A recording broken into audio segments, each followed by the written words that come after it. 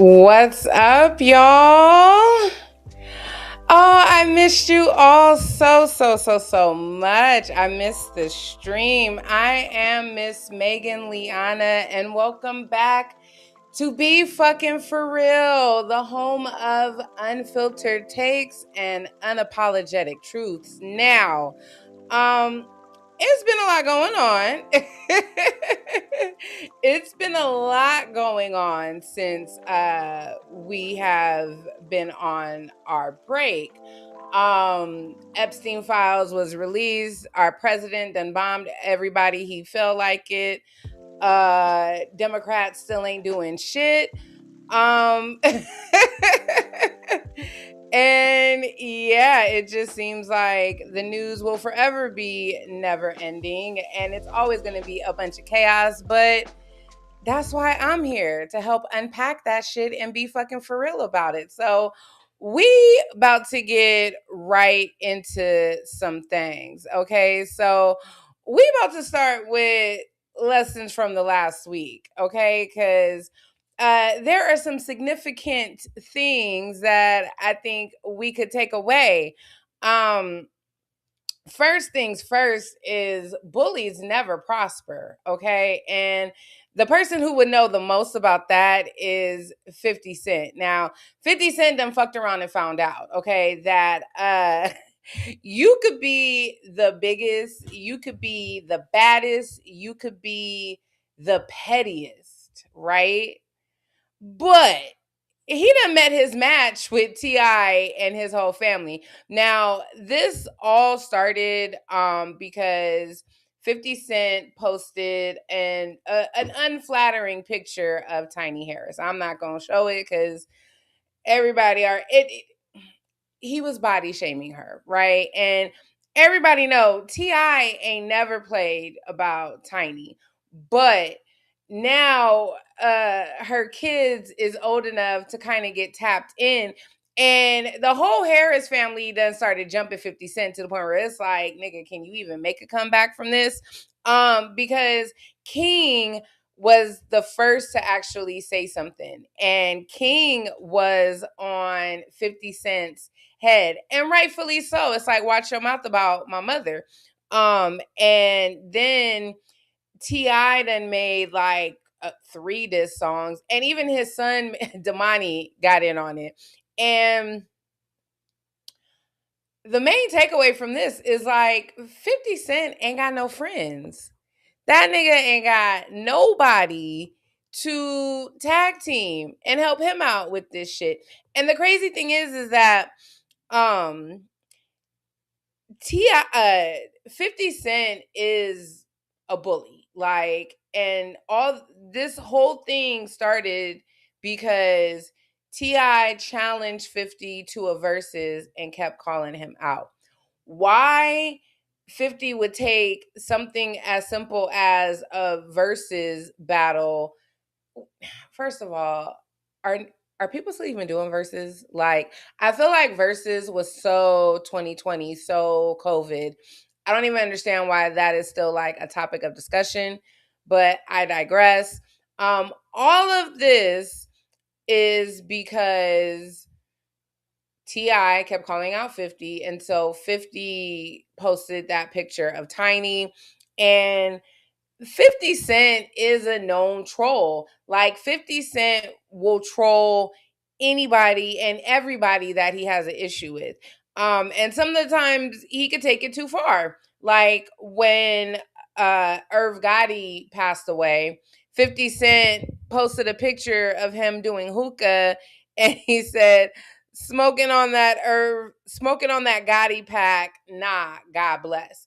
Then it was some random thing that happened on Instagram where he posted about little Kim and talked about her daughter's messed up eye. Now, this is a child. Like, 50 Cent has no boundaries with who he will go at online. But it's like, you control so many people, but it kind of just it's really a real life example of one, bullies never prosper, and two, misery loves company. Like, he has no wife, he has no woman, he has uh none of his baby mamas rock with him. His oldest son hates him. He trolled Joy and Diddy so much because of the, trial and the sexcapades, but um he has nobody. And even when you think of the people he does have on his team, like, Tony Yayo, or like, they ain't got bars like that. And as of yet, all 50 Cent got is Instagram captions. And the thing is that Instagram captions ain't about to win you no beef. And he got jumped by the Harrises, and there's really no coming back from that. It's kind of like you can't beat love. You'd never win against love. Um, Another group of people that most likely will not win is there is a family of siblings that is currently suing Michael Jackson. And not even trying to laugh. They're suing the estate, and their claim is that Michael Jackson groomed them, trafficked them, and brainwashed them throughout the years they were around him. But here's the issue. When he was living, they defended him. For the last 25 years, they have defended Michael Jackson. They have defended him on multiple occasions. One of the siblings wrote a memoir. Am I saying that right? Memoir, where he talked about, Michael Jackson never doing anything to him. They were interviewed by Oprah and stood up for Michael Jackson. And Michael Jackson has been dead almost 20 years. Like, at some point, we got to let the man rest in peace. Like, there's only so many cash grabs that someone can attempt. And it's like, I personally believe that, you should always believe the victim, right? Always believe victims. However, we got to be fucking for real and call the bullshit out when we smell it. If Michael really did do something to them, why not, bring it up when he was living, and why not, sue his family when you had the chance? um I call bullshit, but hey, we'll see how that plays out. At the end of the day, I'm pretty sure they're just trying to get a cash grab from the estate. And I wouldn't be surprised if they didn't decide to say that, like, Michael Jackson was trafficking them simply because he was in the Epstein files. And Michael Jackson wasn't really even in the Epstein files. They just put a picture of him in the files, and that picture um had children blacked out, but it was really his kids. And so it's just so funny to me that, like, after something comes out where they try to put him in the Epstein files, and it's really just a picture where he attended a fundraiser. Yeah, I think it was a fundraiser with his kids, that, they come out with this. Yeah. Another lesson from last week is that people are really naive to the fact that Brits are racist. And they didn't bleep out the N word incident at the BAFTA Awards because they didn't see it as an issue. And they didn't see it as an issue because Brits are overall racist.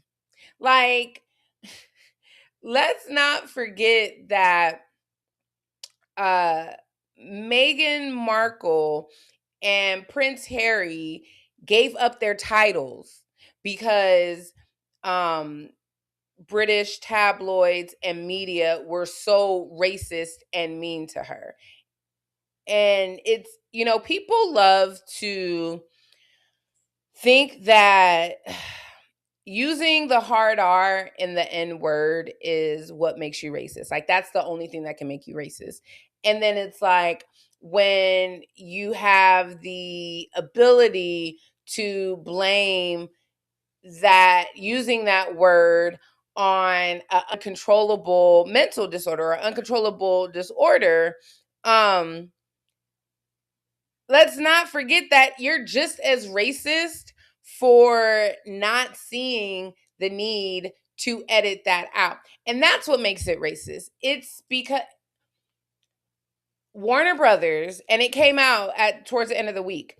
And if you don't know what I'm talking about, the picture's up. This is about Michael B. Jordan and Delroy Lindo being called the N-word while presenting at the BAFTA Awards. Now, all the updates and the info that was coming out basically said and proved that BAFTA had the opportunity to edit that out, and they chose not to. And a bigger part of the issue is that they bleeped out, when someone was saying, like, someone, had an acceptance speech and they said, free Palestine, free the Congo. And Warner Brothers reached out to them to make sure that their editor bleeped out the N word, and they did not bleep that out. And if you think that them not bleeping that out was not a blatant choice, like, you're in denial. And the fact that they decided to leave it there is basically a form of, like, racial microaggressions. To where it's like, if some, like, people love to argue and be like, oh, well, when you're displaying a racial or racist microaggressions, that microaggressions, like, don't make you racist. But microaggressions still make you, like, racist adjacent. So let's not act like Brits are not known for being racist and colonizers. Like, these are the people that literally, colonized the world because they looked at them as less than. So let's stop the bullshit and be fucking for real, okay? Racism exists in those type of microaggressive levels. All right. Now, another thing that has happened since we went on break is a lot of those Epstein files were released. It was a lot of them. And one of the things that really, came to light is that Trump and his rich friends are all up in them files. Like, Trump, that was his dog, okay? And a lot of people that are also in Trump's administration were in that files. And we're going to go, down that detailed list in a little bit. But one thing that is extremely clear is that in other countries, there, people that are in the files are being held accountable. And in the States, nobody is. And it just really goes to show that this is a country that has no problem creating a safe space for pedophiles. And I think that people love to make it seem like, there's so much outrage, right? Like, it all these conspiracy theories and everything about, the files. And there was such a push to get the files released. Like, that was something that was talked about for months, to the point where Congress literally shut down because of these goddamn files. And the push to get them released and for the cover up and all this other shit. So to see the files actually get released and nothing is happening is exactly why it just feels like all that was performative, because in the UK and in Europe, they are arresting people. People are getting arrested. People are getting investigated. People are having to step down from, their government and business positions. And out here, everybody acting like this shit is okay. So let's look at who actually has been held accountable internationally. So, former Prince Andrew, who already was facing backlash for his connection to Jeffrey Epstein, like he already lost his title because of that. He was arrested on his birthday for his involvement with Epstein, because a lot of these people, not only were they, not only was it shown that they were, trafficking and committing sex crimes, there's a lot of money laundering and just all types of rich people shenanigans that they be getting away with anyway. But another person, Peter Mandelson, was fired as the UK ambassador to the US for his relationship with Epstein and was later arrested. There was a Slovakian national security advisor to the prime minister. He was forced to resign just for his name appearing in the docs. And then even there was this really disturbing email where this person said, I love the torture video. And it took a while for that name to even be released. But once it was released, it was Sultan Ahmed bin Sulayem. I hope I said his name right. But he's a sultan and also chairman and CEO of DP World, which is a very large logistics company. And he was forced to step down. So, and again, overseas, people are being forced to step down. Another issue is that a lot of names were redacted, and there's this push to and fight to get the names that were redacted revealed. So, a lot of the Republicans and the oversight committee, they reviewed the unredacted documents, and they're the ones that have been pushing to get certain names released. But it's a lot of names that ain't been released. And if we're gonna look at the US, no one has been forced to step down. And I personally feel nothing's happening when it comes to the states, because if someone in the states or in the Trump administration does get held accountable for their relationship with Epstein, then Trump would have to go down for being BFFs with the guy. And the crazy thing is how many people in Trump's administration, but also how many rich CEOs and people that run so much of the stuff that we use on a daily basis are in those goddamn files. So if we're gonna look at who in the Trump administration is in those files, we have Howard Lucknett. He is the current Secretary of Commerce. Steve Bannon, who is the former White House strategist, that is part. Steve Bannon is like an agent of chaos, but I feel like he's the problem creator. No, I feel like he's the propaganda creator and the public fixer. Because even when it came to like his emails with Jeffrey Epstein, a lot of the things that he was talking about was perception, how to fix this, how to fix that. And even now he's such a staple in all of Trump's terms. And he's the one that's even pushing for this third term bullshit. We have Kevin Warsh, who was Trump's nominee for the Federal Reserve chair. Not to mention, Elon Musk was literally begging to party with Jeffrey Epstein on the island.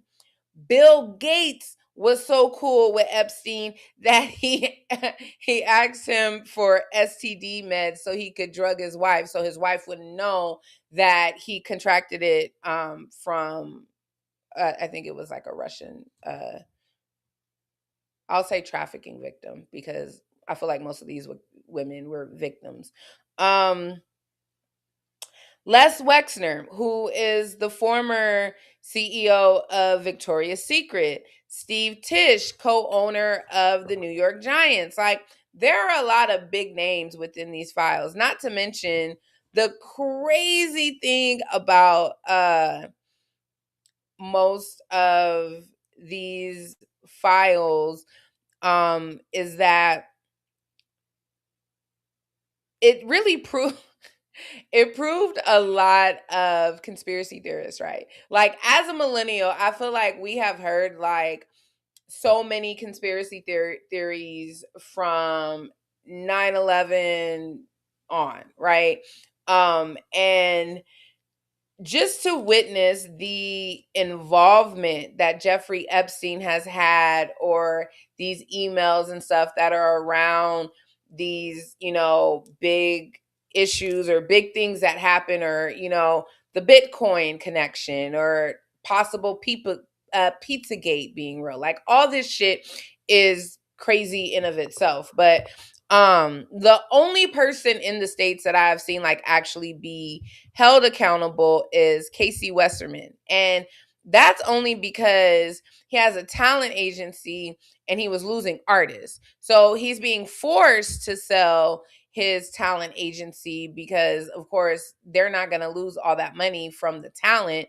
But he's still the chairman of the 2028 Olympics in Los Angeles. So even though he stepped down from one company because of the economic impact, he hasn't stepped down from the Olympics. And these are the fucking World Olympics. Like, imagine the fact that, but that's why it's okay, because there's so many other political international leaders that was probably on the island chilling with him. So the whole push of getting these files released to hold these people accountable just really seems null and void at this point. Um, Trump is mentioned over 1,800 times, and as much as they try to bury the story, he's previously was sued for the assault of a 13-year-old girl. There are plenty, stories in there of just horrible things that he's done. Now, I want to make it clear, I haven't read or downloaded the files. Honestly, I can't look at that type of shit for a long period of time. But TikTok, you watch one video, they gonna show you a gang of them. So I commend all the people that have been actively looking at those files and doing the deep dives, because I can't expose myself to that energy. But the only people that I've seen attempt to be held accountable are, the oversight committee bringing in the Clintons, which really is a waste of time. First they brought in Hillary Clinton because they wanted to confirm her relationship to Epstein, which Hillary is never, I don't really think she's mentioned in the files directly communicating with him. Now, Bill was in those files and it did look like Bill and him was cool, but one thing Bill said, in his statement after he was questioned was like, yeah, I'm a freak. It was basically like, I'm a freak, but I ain't messing with these little girls. And I didn't know what he was doing with them girls. And I give it to him. But, the Clintons cannot be the only ones that are questioned. But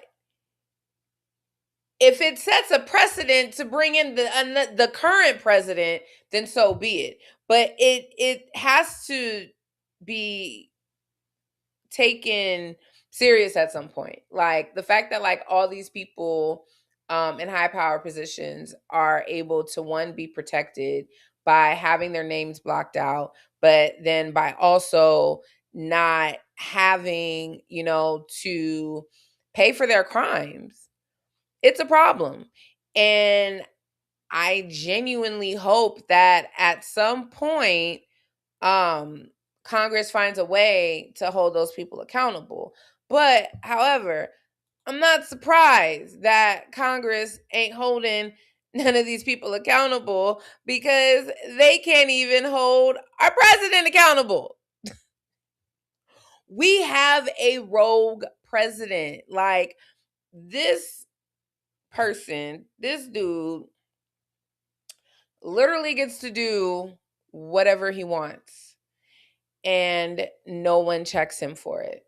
And we literally have a constitution with checks and balances to rein in his shit, and ain't nobody doing nothing. And what I don't understand is why not. And we knew that this was most likely going to be, the case with his second term when the Supreme Court gave him unlimited authority or unlimited immunity. Whatever the Supreme Court ruled, where it's like a president can't be tried and he has presidential immunity. That's what it is. So we had a feeling, or I had a feeling, that this was going to be the case of, his second term. But he is literally stealing money for whatever he wants and starting wars with whomever he wants. And nobody is doing anything about it, even though these are things that he needs permission for. Like, if we even go back to the beginning of his term, when he started Doge and let Elon Musk steal the information of all Americans, that was the first red flag. Because even to create a new committee, or like a new leg of government committees, whatever, that had to be approved by Congress, right? So not even did he not get approval for that, this dude is bombing whoever he feels like it. And let's go down the path. Let's go down the timeline of this last year. He bombed Caribbean drug boats, and it's important to note that they were never proven to be drug boats, but he still bombed and killed these people, and they were most likely just fishermen. Then after that, he bombed Nigeria on Christmas.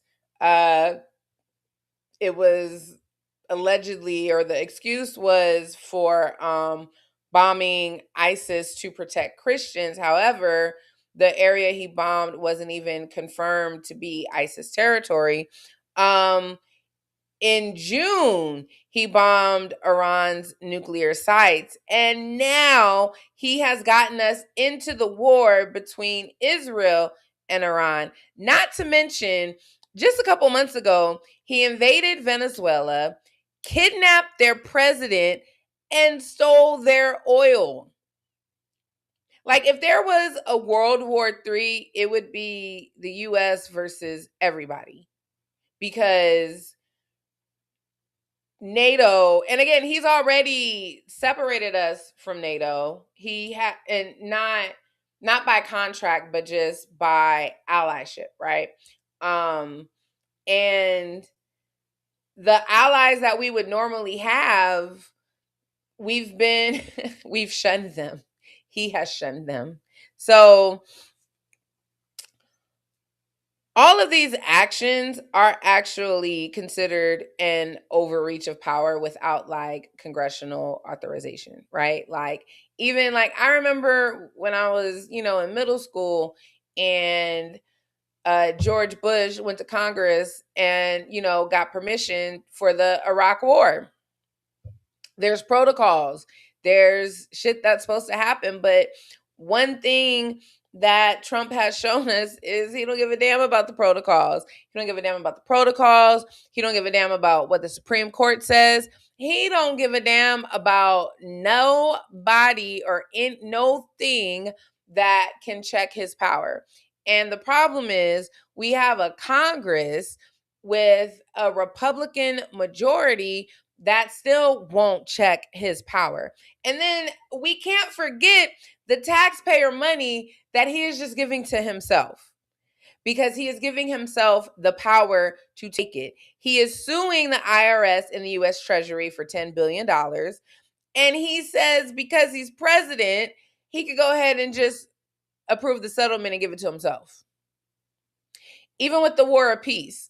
No, not War of Peace. The Committee of Peace that he's creating. He's transferring billions of dollars from, taxpayer money to fund this council, this peace council.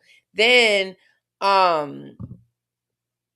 he needed congressional approval just to start building that new ballroom, and he didn't get it for that. So it's a pattern of him being enabled to just do whatever he wants and nobody says anything. And it's like, when does someone, aka Congress, step in and stop this? For me, the bigger issue is the damage afterwards, right? Like, after his term is over, and hopefully it does end because he's trying to be able to run for a third term. But after, this regime is over and out, it's like, will this lead to a new constitution? And will this lead to, amendments and things being rewritten? Or does this Trump presidency set the standard for the next dictator to follow in his footsteps?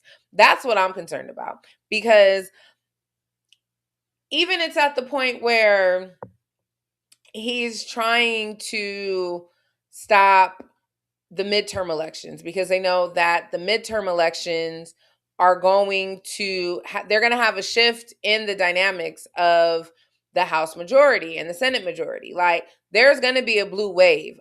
Republicans have completely pissed off their constituents, so there's going to be a blue wave.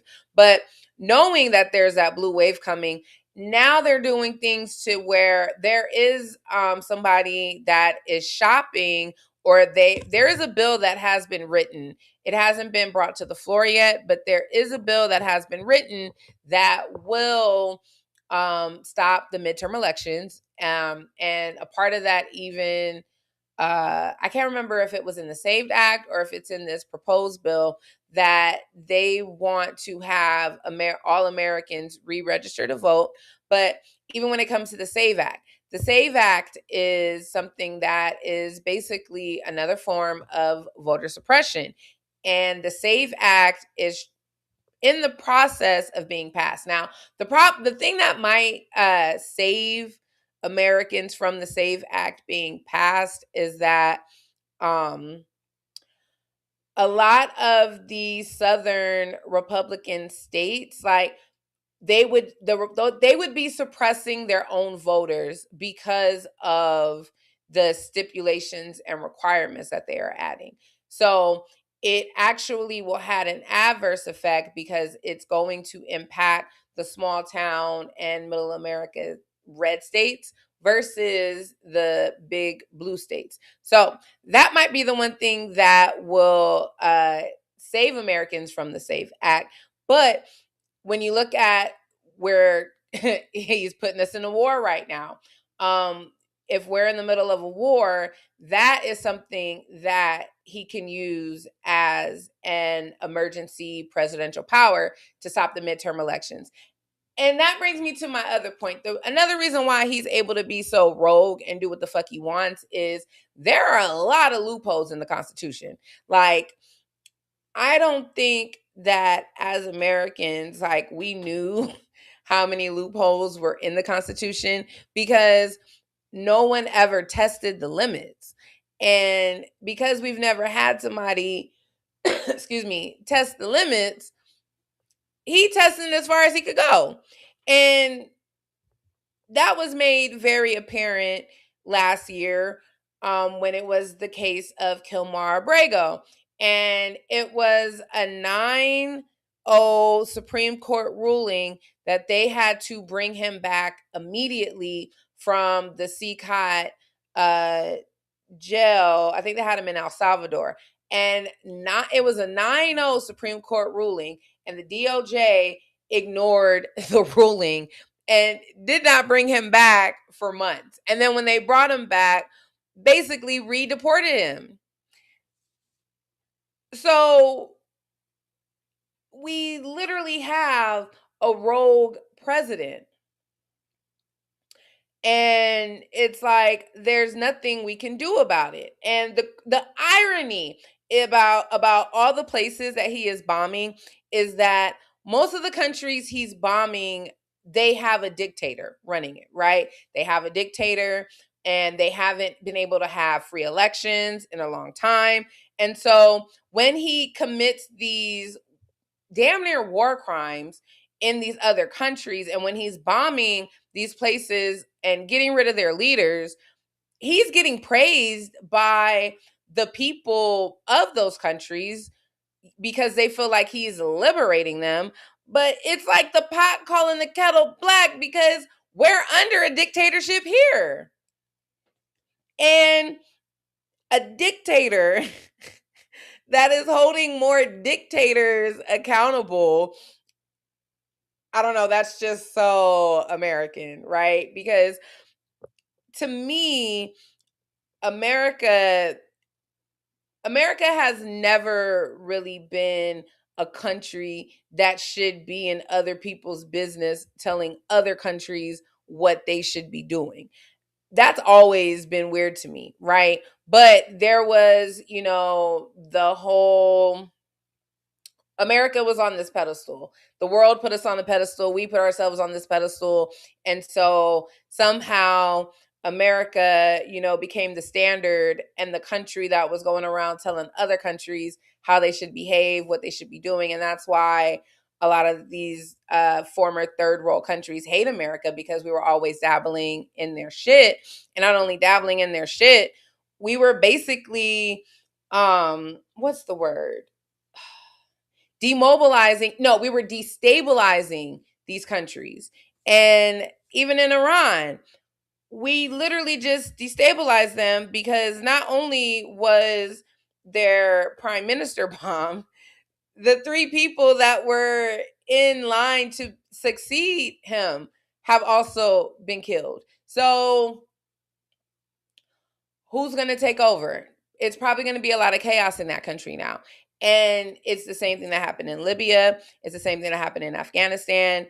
Every time America meddles in something, the country ends up destabilizing and falling apart, and it's all because of us. And the fact that we're seeing him be praised for it, it's kind of like a false flag, because nothing he does is for the people. It's not for us, and it's not for him. But he's doing here in a short amount of time what these other leaders did to their own people. And